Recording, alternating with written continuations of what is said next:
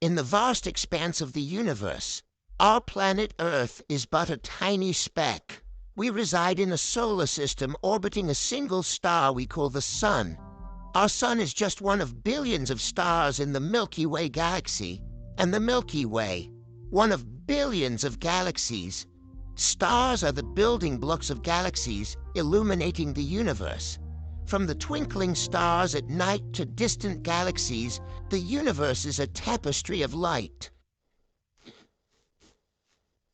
Nebulae, often called star nurseries, are the birthplaces of stars. These immense clouds, composed mainly of hydrogen and helium, provide the raw materials from which stars are formed. Within these vast clouds, gravity plays a crucial role. As more gas and dust clump together, the gravitational pull increases. This pull draws in more material, causing the cloud to contract and become denser over time.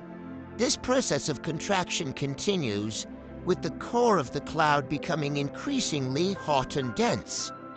This dense, hot core is known as a protostar, the earliest stage in the star's life. As the protostar grows, its gravitational pull becomes even stronger, pulling in more material. The protostar emits light and heat, generated by the gravitational energy released as the cloud continues to collapse. As the protostar continues to contract under its own gravity, its core temperature and pressure rise. This process can take millions of years, a slow and steady accumulation of mass and energy. This gradual increase in temperature and pressure is crucial for the next stage of star formation, the ignition of nuclear fusion. Nuclear fusion is the process where lighter atomic nuclei combine to form a heavier nucleus, releasing tremendous energy. This energy, in the form of light and heat, is what makes stars shine. This delicate balance between gravity pulling inwards and the outward pressure generated by nuclear fusion defines the life of a star.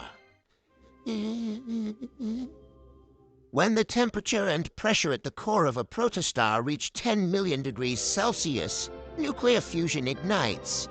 This is the moment a protostar transforms into a true star, radiating its own light. The ignition of nuclear fusion marks a star's entry into the main sequence. The star fuses hydrogen into helium, releasing energy that counteracts gravity. The Sun is currently in its main sequence stage, halfway through its lifespan.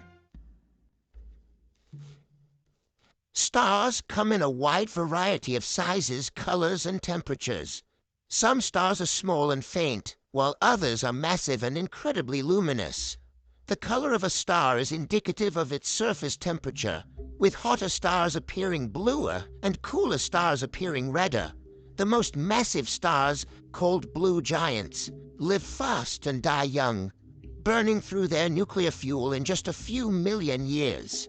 These stellar giants explode as spectacular supernovas, seeding the surrounding space with heavy elements. On the other end of the spectrum are red dwarfs, the smallest and coolest type of star, with lifespans that can stretch for trillions of years. Despite their small size, red dwarfs are incredibly common, making up the vast majority of stars in the Milky Way galaxy. Our Sun falls somewhere in between these extremes, classified as a yellow dwarf star.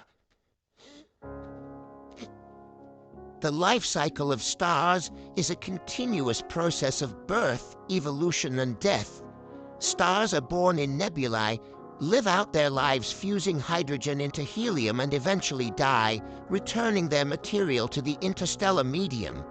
These heavier elements forged in the cores of stars are essential for the formation of planets and ultimately life itself. The carbon in our bodies, the oxygen we breathe, the iron in our blood, all were created in the nuclear furnaces of stars long ago. Understanding the life cycle of stars allows us to trace the history of the universe and our place within it. As we continue to explore the universe, we gain a deeper appreciation for the delicate balance of cosmic forces that make life on Earth possible.